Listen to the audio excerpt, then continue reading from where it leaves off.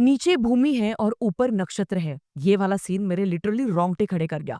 बहुत ही ज़्यादा गूज़बम्प्स मुझे मिले इस पूरे ट्रेलर में। बात हो रही है कुरुक्षेत्र, इस आने वाली नेटफ्लिक्स की एक सीरीज़ की, क्योंकि इस सीरीज़ का ट्रेलर ड्रॉप हो चुका है यूट्यूब पर और यूट्यूब पर फिलहाल बहुत ही बड़ा वाला ट्रेंड भी बन चुका है ऑलरेडी। क्योंकि बात हो रही है कुरुक्षेत्र इस वेब सीरीज़ के बारे में।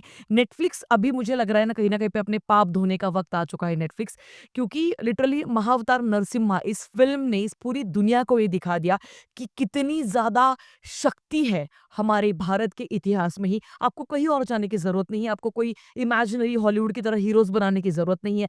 आपकी इसी मिट्टी से आपको इतनी सारी दंत कथाएँ मिलेंगी, इतना बड़ा इतिहास मिलेगा, इतने बड़े-बड़े काव्य मिलेंगे जैसे रामायण है, महाभारत है। और इकलौता महाभारत भी अगर आप बनाने के लिए लग जाओ ना, तो पूरी ज़िंदगी कम पड़ सकती है। इतना ज़्यादा कंटेंट है अपने भारत के इतिहास में ही, इतना ज़्यादा कंटेंट है हमारे भारत की इस मिट्टी में ही।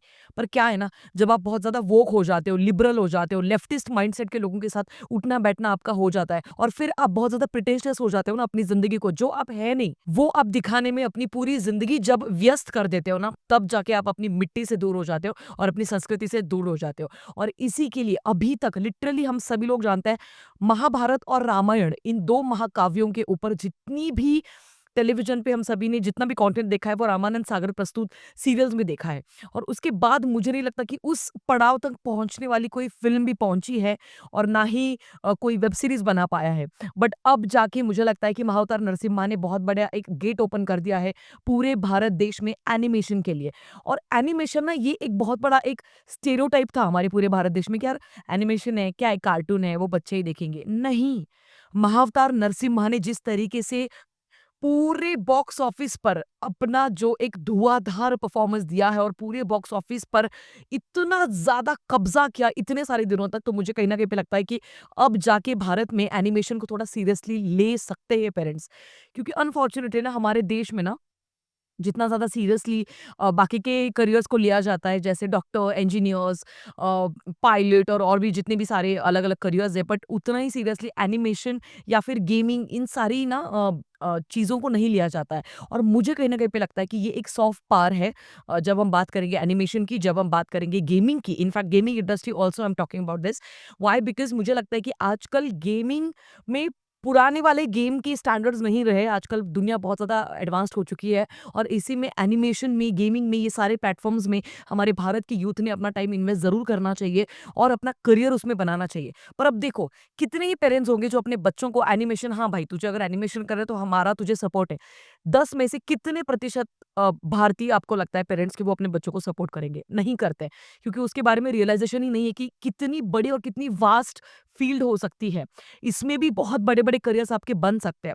बिकॉज़ अनफॉर्च्युनेटली हमारे भारत देश में इतने कुछ बड़े-बड़े आर्टिस्ट ना होने की वजह से हाल ही में पिछले 8-10 साल में एक्चुअली अच्छे-अच्छे आर्टिस्ट निकल रहे हैं भारत की इसी मिट्टी से। बट यही ट्रेंड अगर बहुत पहले से हम सभी ने नॉर्मलाइज़ कर दिया होता, तो शायद आज तक ये जो बड़े-बड़ी फ़िल्में बनाने के लिए हमको बाहर से ही जो इम्पोर्ट करना पड़ता है ना, बड़े-बड़े स्टूडियोज़ को, बड़े-बड़े आर्टिस्ट को, तो कहीं न कहीं पे बजट भी फ़िल्म का बढ़ जाता है। और क्या सच में एक बाहर से आने वाला इंसान अपनी इस देश की मिट्टी का जो इतिहास है, क्या उसको फ़ील कर पाएगा? क्या उसको न्याय दे पाएगा? बहुत कम लोग ऐसे होते हैं और हर कोई वैसा नहीं होता, इसीलिए तो फ़िल्में पिटती है। बट अब अगर हम लोग बात करें इस पूरे कुरुक्षेत्र के इस एनिमेटेड सीरीज़ के बारे में, तो भाई साहब बहुत सारे ऐसे मोमेंट्स थे जहाँ पर ट्रेलर में मुझे बहुत ज़्यादा गूज़बम्प्स आ गए और मुझे बहुत अच्छा लग रहा है कि अब फाइनली थोड़ा बहुत इंफ्रास्ट्रक्चर और ज़्यादा बढ़ेगा इस देश में एनिमेशन के लिए और सीरियसनेस और ज़्यादा बढ़ेगा।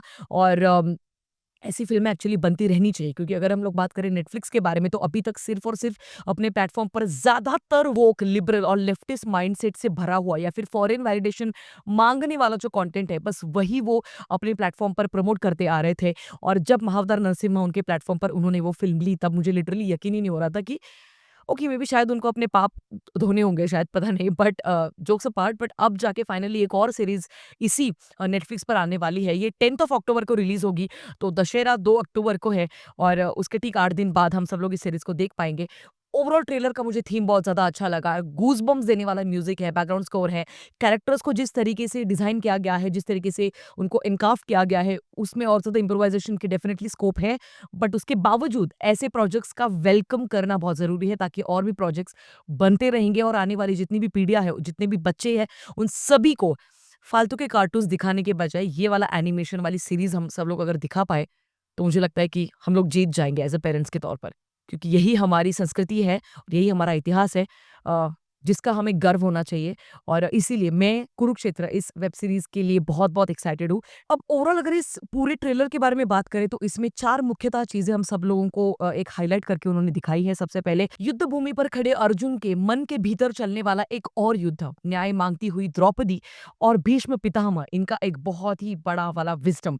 उन्हीं के साथ-साथ सत्ता की भूख रखने वाला दुर्योधन। ये सारे कैरेक्टर्स, ये सारे पात्र और इनकी भी दृष्टि से देखी गई महाभारत हम सभी कुछ इसी कुरुक्षेत्र इस वेब सीरीज में देख पाएँगे, तो आई एम रियली एक्साइटेड। अभी अगर हम लोग बैक एंड टीम के बारे में बात करें तो इस वेब सीरीज को क्रिएट किया गया है अनु सिक्का इनके द्वारा, जो एक एग्जीक्यूटिव प्रोड्यूसर है। इन्हीं के साथ-साथ राइटर और डायरेक्टर है उजान गांगुली। इस पूरे वेब सीरीज का जो एनिमेशन है वो हाईटेक एनिमेशंस के द्वारा किया गया है। And last but not the least, इस पूरे वेब सीरीज के जो लिरिक्स है, जो संवाद रहेंगे, ये सारी चीजें गुलजार जी इन्होंने लिखी है, तो कहीं ना कहीं पे वो एक टच डेफिनेटली हम सब लोगों को फील जरूर हो रहा है।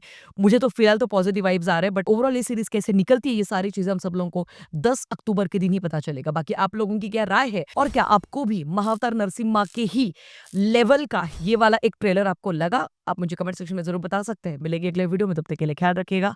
Peace out.